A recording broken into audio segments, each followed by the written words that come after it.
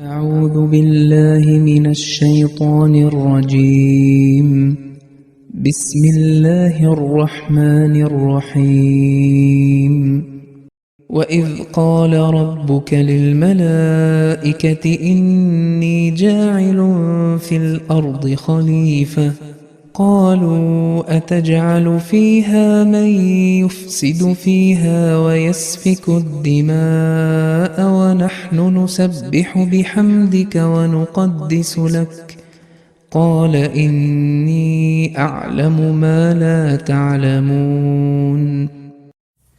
അസ്സലാമു അലൈക്കും വറഹ്മത്തുള്ളാഹി വബറകാതുഹു. ഇവിടെ പാരായണം ചെയ്യപ്പെട്ടത് സൂറത്തുൽ ബഖറയിലെ 31-ാമത്തെ വചനമാണ്. അർത്ഥം ഇപ്രകാരമാകുന്നു: ഞാൻ ഭൂമിയിൽ ഒരു പ്രതിനിധിയെ നിശ്ചയിക്കുവാൻ പോകുകയാണെന്ന് നിന്റെ നാഥൻ മലക്കുകളോട് പറഞ്ഞ സന്ദർഭം ഓർക്കുക.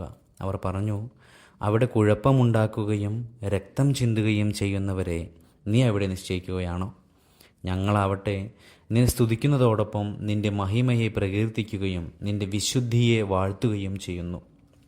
ഇതിനുത്തരമായി അവൻ അള്ളാഹു പറഞ്ഞു, നിശ്ചയമായും നിങ്ങളറിയാത്തത് ഞാൻ അറിയുന്നുണ്ട്. ഈ ആയത്തിൻ്റെ തഫ്സീറിൽ ഹസ്രത്ത് ഖലീഫത്തുൽ മസീഹ് സാനി റളിയല്ലാഹു തആല അൻഹു മലക്കുകളെ സംബന്ധിച്ച് വിവരിച്ച ഭാഗമായിരുന്നു കഴിഞ്ഞ ദർസിൽ വിവരിച്ചിരുന്നത്. അതിൻ്റെ തുടർച്ചയാണ് ഇന്നത്തെ ദർസിൽ ഉൾപ്പെടുത്തിയിട്ടുള്ളത്. അള്ളാഹു മലക്കുകളെ തൻ്റെ കാര്യങ്ങൾക്കായി ഉപയോഗിക്കുന്നത് അവൻ്റെ ശക്തിക്ക് എതിരല്ല എന്നതിനെ സംബന്ധിച്ച് ഹുസൂർ തിരുമനസ് പറയുകയാണ്, ദൈവം ഏതെങ്കിലും പ്രവൃത്തി ചെയ്യുമ്പോൾ അവൻ ഏതെങ്കിലും ഇടനിലക്കാരെ ഉപയോഗിച്ചിരുന്നുവോ ഇല്ലയോ എന്നതാണ് ചോദ്യം. അതായത് പ്രപഞ്ചത്തിൻ്റെ ആരംഭത്തിൽ ലോകം നിലവിൽ വന്നത് ഏതെങ്കിലും പ്രകൃതി നിയമങ്ങളിലൂടെയാണോ അതോ മാന്ത്രിക വിദ്യയിലെ അത്ഭുതങ്ങളെപ്പോലെ ഓരോ മാറ്റവും ഒരു നിയമമോ ഇടനിലക്കാരനോ ഇല്ലാതെ സംഭവിച്ചതാണോ? ഈ ലോകത്തിൻ്റെ നിർമ്മിതി അങ്ങനെയാണ്. അതിൽ ഓരോ മാറ്റവും ഏതെങ്കിലും നിയമത്തിന് കീഴിലാണെന്ന് അംഗീകരിക്കുകയാണെങ്കിൽ അള്ളാഹു ഈ ലോകത്തെ നിലവിൽ കൊണ്ടുവരാൻ ചില ഇടനിലക്കാരെയും നിയമങ്ങളെയും ഉണ്ടാക്കിയിരുന്നുവെന്ന് അംഗീകരിക്കേണ്ടി വരും.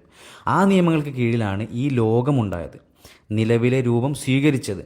ഇത് അംഗീകരിക്കുകയാണെങ്കിൽ മാലാഖന്മാരെ അല്ലെങ്കിൽ മലക്കുകളുടെ അസ്തിത്വവും യാതൊരു തർക്കവുമില്ലെന്ന് അംഗീകരിക്കേണ്ടി വരും.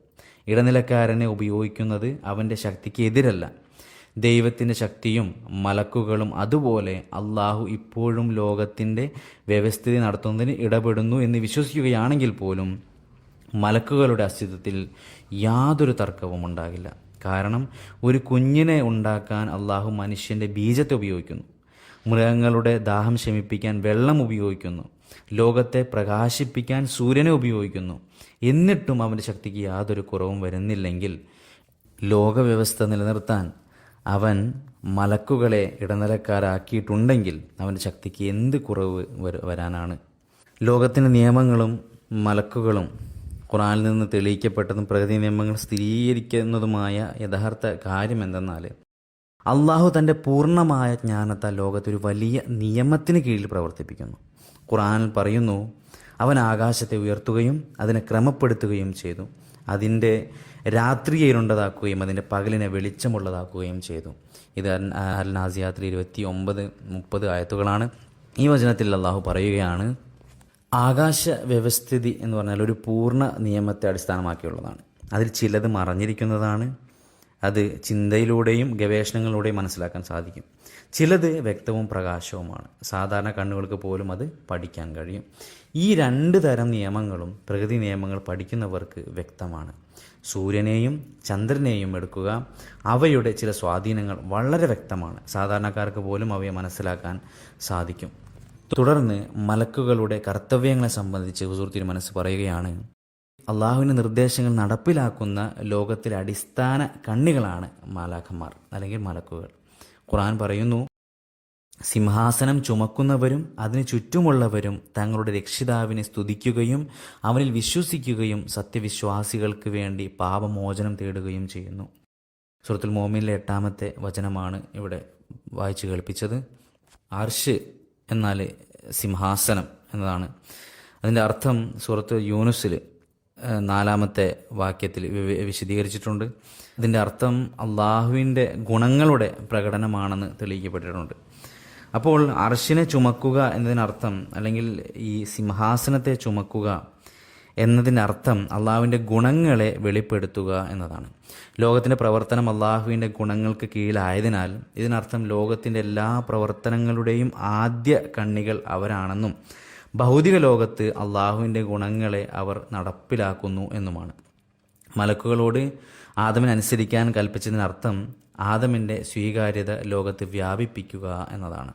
ഖുർആനിലെ പല വാക്യങ്ങളിലും മലക്കുകളോടെ ജോലികൾ വിവരിച്ചിട്ടുണ്ട്. ഉദാഹരണത്തിന് ദൈവിക വെളിപാടിൻ്റെ അവതരണം, അതുപോലെ പ്രകൃതി നിയമങ്ങളുടെ നടത്തിപ്പ്, അതുപോലെ തന്നെ മരണ ജീവിത നിയമങ്ങൾ നടപ്പിലാക്കുക, മനസ്സുകളിൽ നല്ല ചിന്തകൾ ഉണർത്തുക തുടങ്ങിയ കാര്യങ്ങൾ. ഈ തുടർന്നുള്ള ചില ഖുർആൻ വചനങ്ങളിൽ ഇത് സംബന്ധിച്ച് പറയുന്നുണ്ട്. അതിൽ ഒന്ന് ഇതാണ്: ഓർക്കുക, നിങ്ങൾ മലക്കുകളോട് ആദമിന് പ്രണാമം ചെയ്യുക എന്ന് പറഞ്ഞപ്പോൾ അവർ പ്രണാമം ചെയ്തു. സൂറത്തുൽ ബഖറയിലെ 35-ാമത്തെ വചനമാണ്. ഈ വചനത്തിൽ നിന്ന് മനസ്സിലാകുന്നത് മലക്കുകളുടെ ഒരു ജോലി ഇതാണ്. അവർ എല്ലാ ഭൗതിക കാര്യങ്ങളുടെയും പ്രാഥമിക കാരണമായതുകൊണ്ട് അള്ളാഹു ഒരു കാര്യത്തിനായി ഒരാളെ നിയോഗിക്കുമ്പോൾ അവർക്ക് ഈ ലോകത്തെ മുഴുവൻ ആ നിയമിക്കപ്പെട്ട വ്യക്തിക്ക് അനുകൂലമാക്കാൻ കൽപ്പന ലഭിക്കുന്നു. അങ്ങനെ ലോകം മുഴുവൻ ആ നിയോഗിക്കപ്പെട്ട വ്യക്തിയെ സഹായിക്കാൻ തുടങ്ങുന്നു. കടുത്ത എതിർപ്പുകൾക്കിടയിലും അദ്ദേഹം അവസാനം വിജയിക്കുകയും ഏത് ലക്ഷ്യത്തിനായിട്ടാണോ അയക്കപ്പെട്ടത് അതിൽ വിജയിക്കുകയും ചെയ്യുന്നു. തിരുഹദീസുകളിലും ഇതേ കാര്യങ്ങൾ പറഞ്ഞിട്ടുണ്ട്. ഹദീസിൽ പറയുകയാണ്, അള്ളാഹു ഒരു അടിമയെ സ്നേഹിക്കുമ്പോൾ ജിബ്രീലിനോട് വിളിച്ചു പറയുന്നു, അള്ളാഹു ഇന്ന വ്യക്തിയെ സ്നേഹിക്കുന്നു, നീയും അവനെ സ്നേഹിക്കുക. അപ്പോൾ ജിബ്രീൽ അലൈഹി ഇസ്ലാമും അവനെ സ്നേഹിക്കുന്നു. പിന്നീട് ജിബ്രീൽ അലൈഹി ഇസ്ലാം ആകാശവാസികളോട് വിളിച്ചു പറയുന്നു, അള്ളാഹു ഇന്ന വ്യക്തിയെ സ്നേഹിക്കുന്നു, അതിനാൽ നിങ്ങളും അവനെ സ്നേഹിക്കുക. അപ്പോൾ എല്ലാ ആകാശവാസികളും അവനെ സ്നേഹിക്കാൻ തുടങ്ങുന്നു. അതിനുശേഷം ഭൂമിയിലെ ആളുകൾക്കിടയിലും അവന് സ്വീകാര്യത നൽകപ്പെടുന്നു.